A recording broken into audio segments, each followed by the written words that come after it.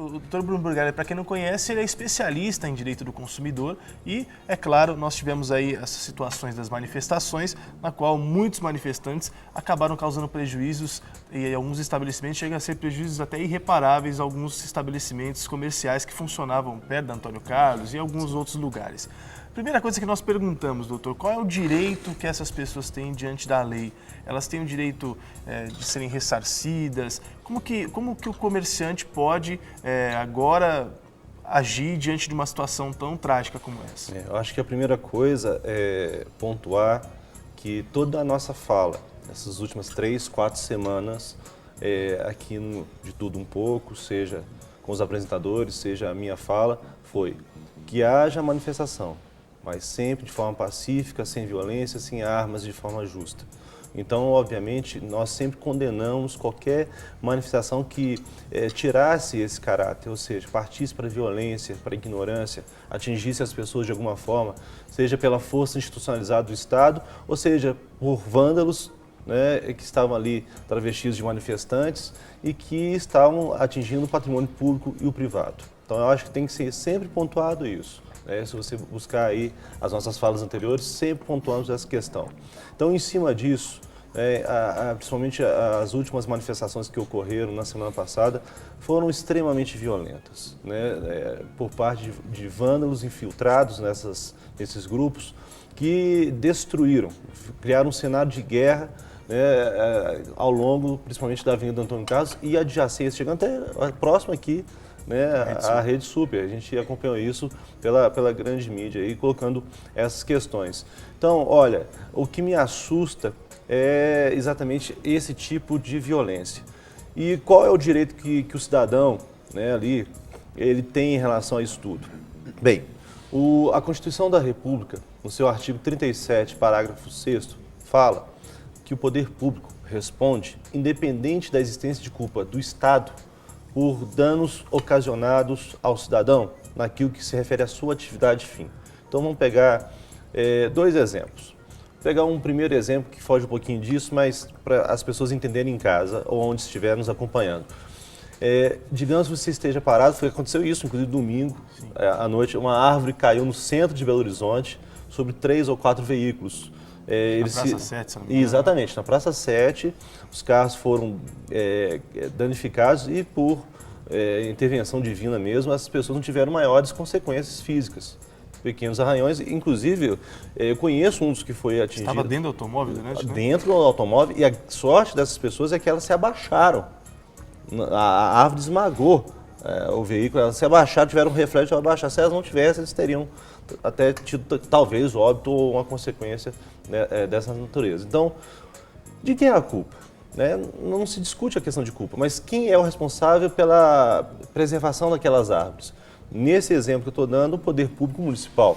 Então, mesmo que não foi ali o prefeito que cerrou a árvore e derrubou em cima das pessoas, mas o município de Belo Horizonte ele é responsável pela preservação dessas árvores. Então, responde independente de culpa, eventuais indenizações referentes a essa queda da árvore. Então, vamos voltar à questão da manifestação.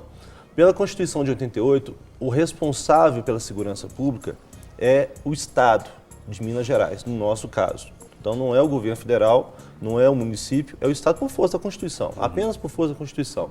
Então, nesse caso, além de buscar reparações junto às seguradoras, torcendo para que a seguradora faça esse tipo de proteção, e isso é pouco provável, porque vandalismo não é uma cláusula que vai estar comumente assegurada, descrita no seguro. Então, nesse caso, seria uma indenização a ser buscada contra o Estado de Minas Gerais. Claro, se for em São Paulo, Estado de São Paulo, e assim por consequência. Até enquanto o senhor está falando, a gente pode, inclusive, passar umas imagens Sim, mostrando isso, daí o senhor vai comentando, com certeza. Pode rodar as imagens, então, Thalita? Porque aí são imagens de alguns estabelecimentos. Isso era aqui, na Avenida Afonso Pena, aqui em Belo Horizonte? Não, aqui na Antônio Carlos, e já chegando aqui na Rede Super. Foi exatamente o caminho que eu fiz hoje, e faço toda vez que eu venho aqui para a Rede Super, Eu saio do bairro Prado e venho para cá e tenho que passar. É assim, é uma situação de guerra. E o que me assusta, até conversando com alguns especialistas em segurança pública, é que o Maurício me deu essa informação previamente. Os comerciantes fizeram toda uma solicitação à Polícia Militar. Eles colocaram tapumes de madeira. A gente pode ver, inclusive, ali ó, nas fachadas, tapumes e placas de alumínio. E aí que foi todo o erro. Se foi feita a solicitação previamente, né, deveria ter tido uma ação preventiva das forças policiais aqui do Estado, inclusive orientando os comerciantes como se portar. Porque o tapume, por exemplo, de madeira, ele não é a melhor proteção a ser feita. Elas foram retiradas e usadas para fazer os incêndios. Exatamente. E de escudo ainda. Escudo desses vândalos. Né? Se tivesse tido uma orientação talvez prévia, pudesse ter minimizado talvez algumas circunstâncias. Então tudo isso, somando aos vídeos que tem, as notícias de jornais, né, e tudo que aconteceu, essas pessoas não há a menor dúvida, tem todo um direito a uma indenização. O problema é o prazo para se conseguir essa indenização.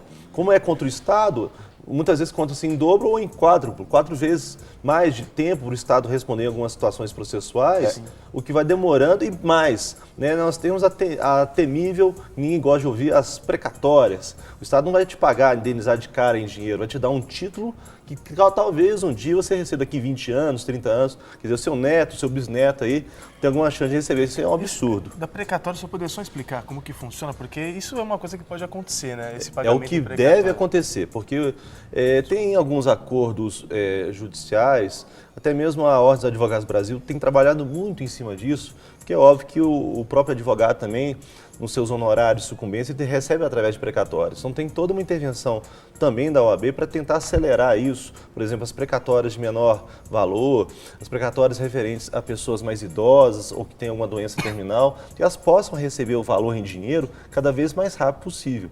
Então, quando sai uma indenização que o poder público tem que pagar a pessoa por algum motivo, essa indenização normalmente, não é sempre, normalmente sai através de um título que é chamado de precatório. Aí esse título, um dia a pessoa, corrigido, claro, vai receber esse valor. Só que um dia, né, tem que fazer uma previsão orçamentária no orçamento daquele poder público para ser pago àquela pessoa, um negócio complicadíssimo. E a pessoa pode, como você diz, a pessoa pode morrer e não receber e os netos receberem. Pode. Então, é por isso que eu estou dando o caminho das pedras, vamos dizer assim, da ação judicial.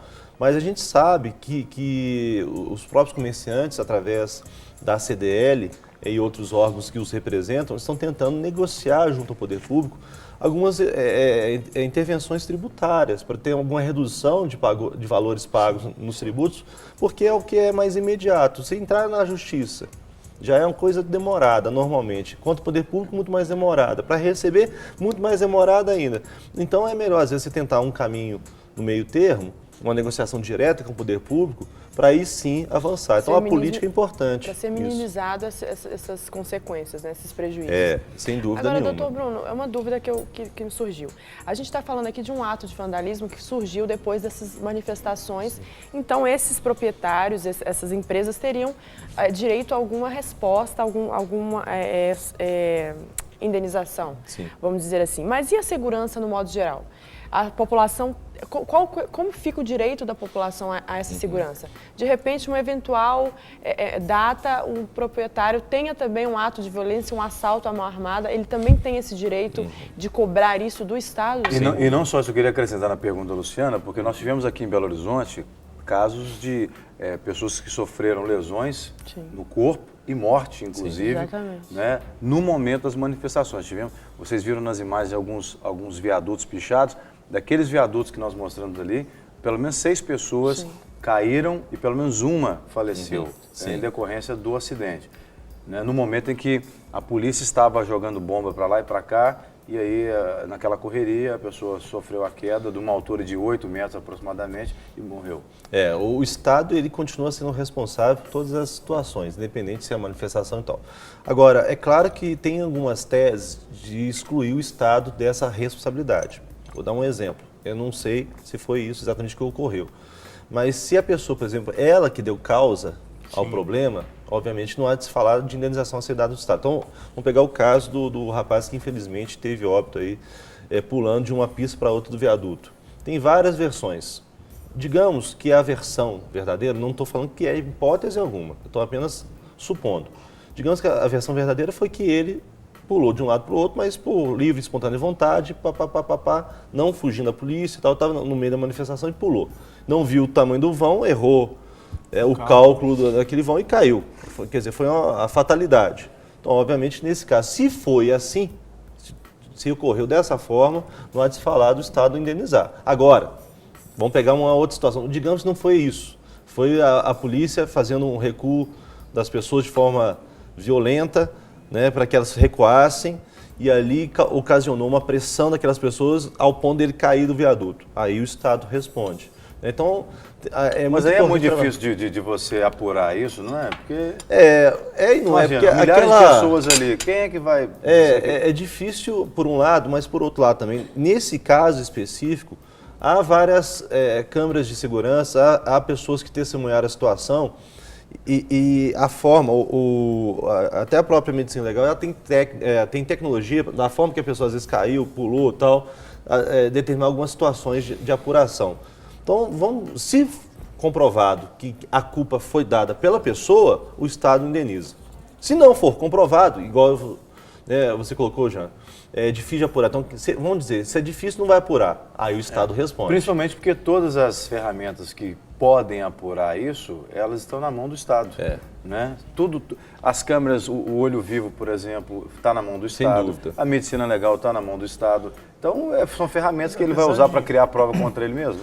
Mas se ele achar a prova em seu favor, ele vai usar. Porque se ele apurar e ver que não tem prova para ele, não vai usar, porque vai ter indenizado da mesma forma. Então, o Estado não entraria contra a família para apurar, mas sim a família entraria contra o Estado. Isso, essa seria a lógica. Entendi. Agora, tem uma outra situação, que são essas contas que estão vencendo desses comerciantes. É óbvio que esse prejuízo foi muito grande. Sim.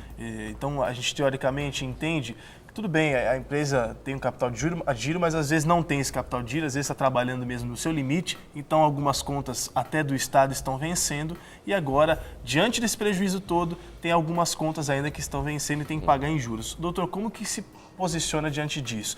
Tem que pagar ou tem que entrar em contato com o Estado, tentando uma negociação? Como se pode fazer nessas situações? A gente está falando dos grandes comércios aos pequenos, como aquela dona de uma lojinha que também foi lesada. Segundo, inclusive, algumas narrativas, eu ainda não tenho apuração disso, tivemos aí pequenas lanchonetes, que é o ganha-pão do dia a dia daquela senhora. Eu não estou falando que a grande concessionária também não seja, né? Mas é só para a gente ver a desproporção do ato, né? Que não tinha um atingiu alvo, todos, pegou todo mundo.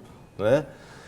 Olha, eu acho que tem algumas saídas aí. A saída sempre política, de tentar uma negociação com o poder público naquilo que se refere às contas do poder público para minimizar ou até mesmo retirar a questão dos juros, renegociar essas dívidas. Isso é possível, não só numa situação de vandalismo, mas é uma situação do dia a dia. A gente vê, por exemplo, a Copasa, a CEMIG, mesmo para o devedor particular, renegociar algumas situações dessa, com a intervenção do órgão de defesa do consumidor. Eu acho que isso é importante, você está acompanhado.